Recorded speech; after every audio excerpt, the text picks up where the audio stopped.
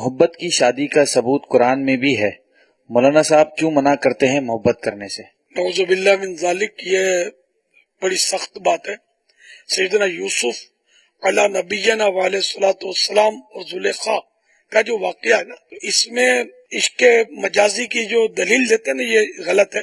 یہ قرآن کریم سے ثابت ہے کہ صرف یہ محبت زلیخا کی طرف سے تھی، اللہ کے نبی کی طرف سے نہیں تھی۔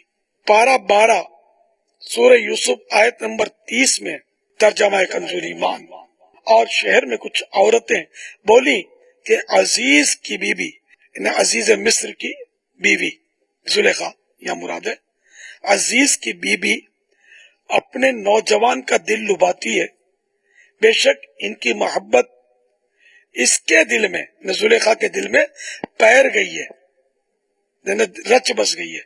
ہم تو اسے صریح خود رفتہ پاتے ہیں۔ اللہ عز و جل نے قرآن کریم میں آپ علی نبینا علیہ الصلوۃ والسلام کے باز رہنے کے عمل کو خوب سراہا کہ یوسف علیہ السلام کی طرف سے یہ عشق نہیں تھا، یہ تو اس سے دور رہے۔